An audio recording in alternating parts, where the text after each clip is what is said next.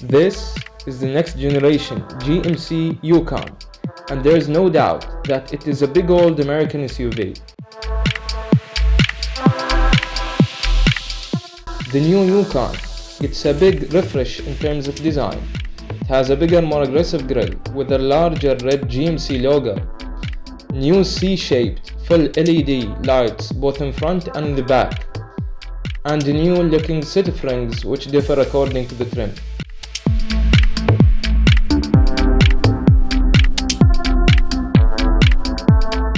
This year, the Yukon gets 3 choices of engines, the strongest one being a 6.2-liter V8 that produces 420 horsepower, while the standard engine is a 5.3-liter V8.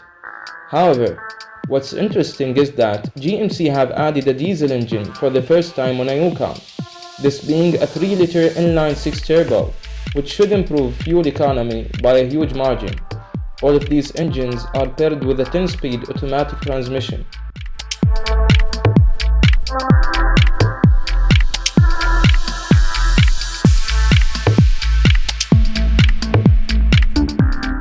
In the inside though, the car gets a modern-looking dashboard with an embedded 10-inch infotainment display.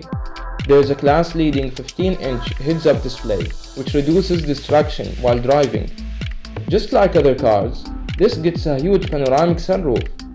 However, surprisingly, it doesn't have a fully digital instrument cluster display. The best trick up this car's sleeve though is this power sliding center console, which provides easier access of luggage for the rear passengers.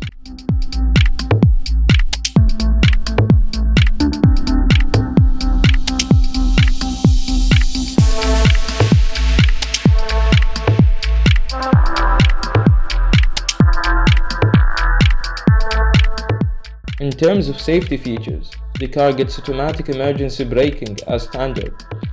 However, other features vary depending on the trim. These include 9-camera surround vision system, rear camera mirror, rear pedestrian alert, and more.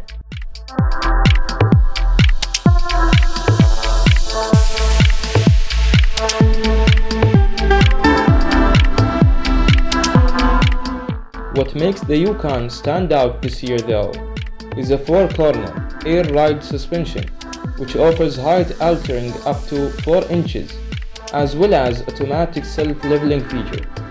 In order for GMC to complete their off-road oriented fleet, they've introduced the AT4 version of the Yukon, which has its own unique features.